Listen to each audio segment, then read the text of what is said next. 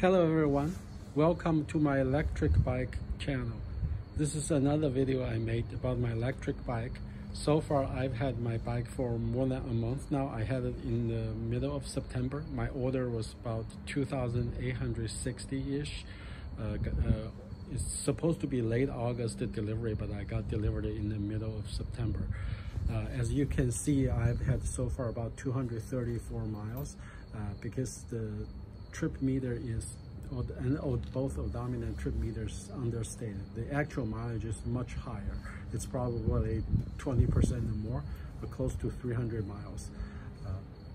And I calibrate that with GPS, and you can see the battery still has about, I say 30% left after I've riding 16 miles today.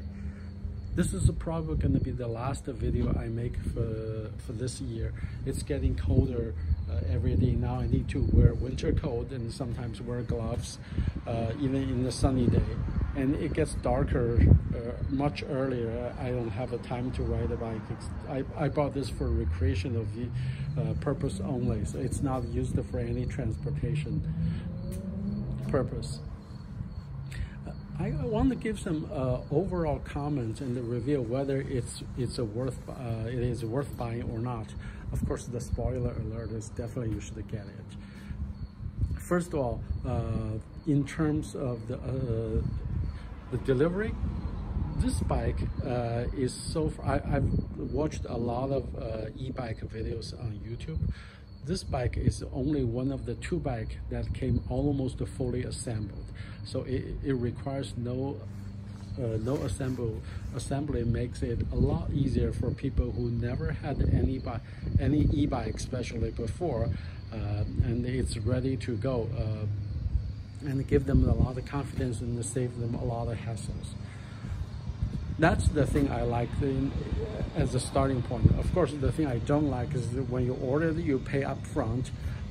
They charge you, but they don't deliver the bike to you for almost 2 months. As a small business or startup company, I can understand their purpose. What they're trying to do is they have difficulty finding cash, so they use customers' cash so they can buy the bike, and then they deliver to you, so they don't need to borrow cash from banks. That can reduce the cost and also reduce the price. The bike I bought was $899. Now it's $990. It's still a good deal, definitely, because if you look at the e-bike is relatively new in the United States. 6 months ago, it's going to be very difficult to find a bike under $1,000. There are some cheaper ones like Walmart, Amazon sells for $699 Ankier bikes. That's no comparison to this one. This one added a lot of bells and the whistles, and that give you a great value. Even though the quality it's acceptable in my opinion, it's not bad.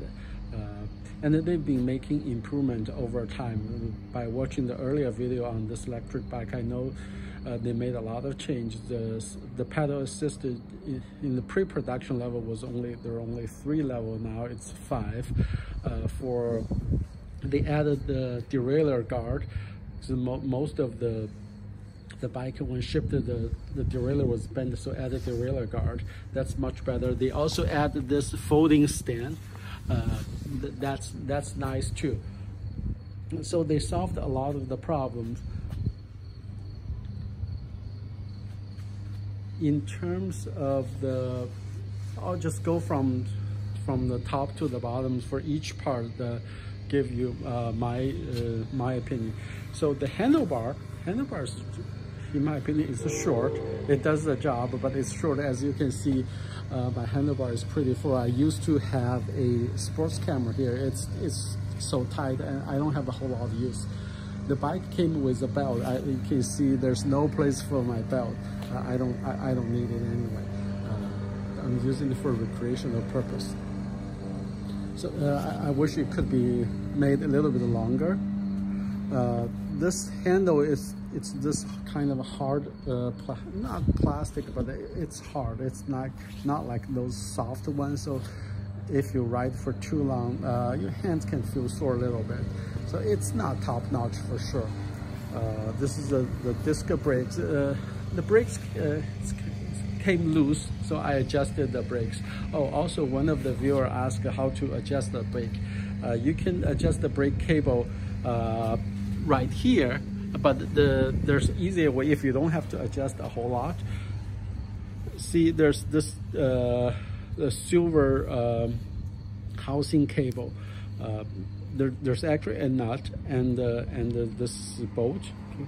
So if what you need to do is just to loosen this nut so to create a little bit of space, then turn this bolt counterclockwise.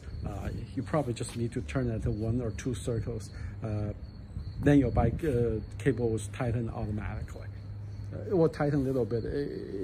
So it's a simple solution. You don't need any tool to do that. It came with the light and the fender. The light is decent. It's not the brightest by any stretch. I don't ride the bike at night. I don't even turn on at day, but for safety purpose, I probably should. And this one when it came, it's loose. Actually, a lot of places is loose. You just need to tighten up a little bit. A better way is just to take it to a bike shop and have a tune-up. I'm in Jersey here. Tune-up a bike can be pretty expensive. It's probably $100. I have if I take it to a decent shop. I asked one of the viewers. She mentioned that she took her bike to a shop. She just said it's very expensive, but she didn't say how much.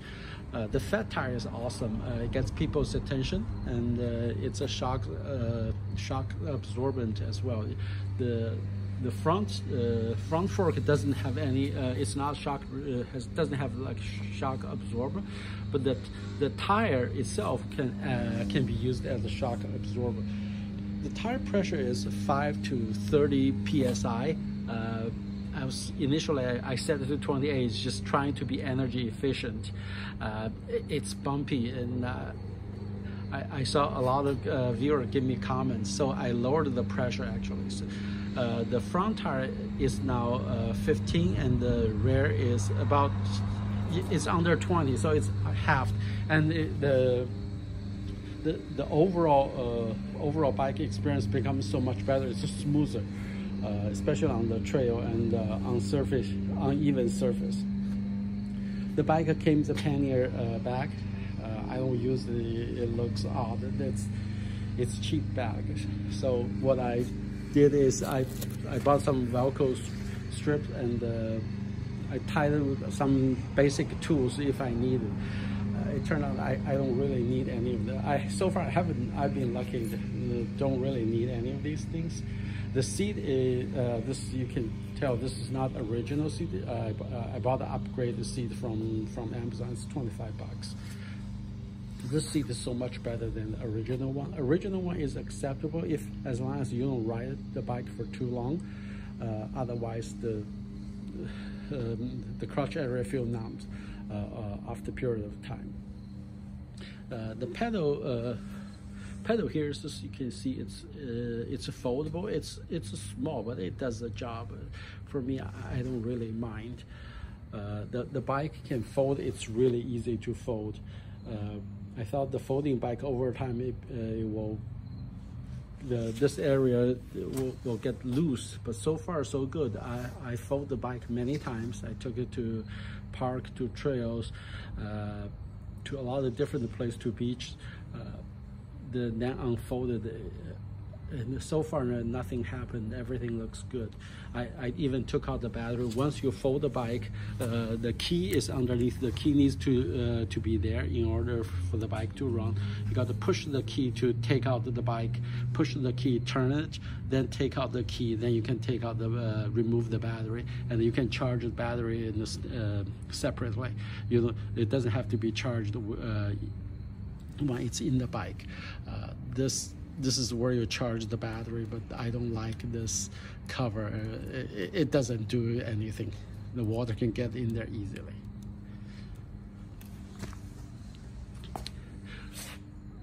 This is a 500-watt motor. The motor is a decent motor. I've been riding the bike continuously with throttle on for like 5-10 minutes, and then I test the motor temperature. It's just air temperature. It's not even hot. It's not even warm. So this is a decent bike, decent motor. I tightened the brakes. The brakes works great. So the overall the opinion for this bike is, if you never had any bike, or especially e-bike before, and you want to get into e-bike, this is definitely a good one. At $899. Now it's $999. Even with the price increase, the $100, but even with the price increase, it's still a good deal. It's good value. It definitely gets you started. The best thing about this bike is it gives you a lot of fun. I get people attention. Then people stop me asking questions about this bike. You can start a conversation for just for the bike. I like that.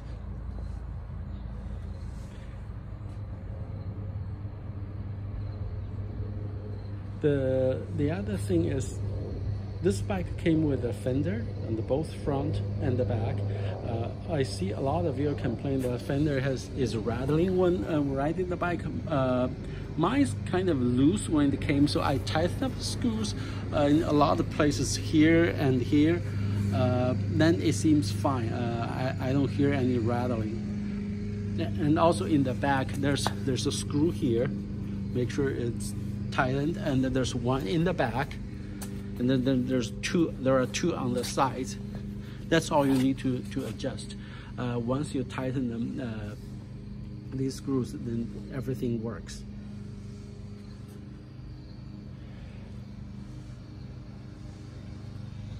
For display, the display sucks in my opinion. Let me turn it on. I had a couple video trying to on YouTube. You can look at them. I was trying to adjust the speed, because what I find out is the trip meter is off about 20%. So you got to make the trip meter right, you can adjust the wheel size by increasing the wheel size to 25%. So this is a 20-inch tire. If you adjust the wheel to 25-inch, then the trip meter becomes accurate. But that threw off the speedometer. The speedometer didn't go up by 25%. It goes up. It's hard to tell. Sometimes it's 10, sometimes it's 20. There's another adjustment where you can do its P19 to adjust the speed ratio. I changed that, but it actually changed both speedometer and the trip meter, but not proportionally, and it's not linear, so it's very difficult to use that. So now my settings, everything's back to default. I'll just live with that. The understated speed and understated trip. So this is the overall review of this bike. I have. I want to limit the video to under 15 minutes. If you have questions, please leave a comments below, and in the future I will make more videos about this bike. So far I like it, definitely recommend it. Thank you. Subscribe if you like.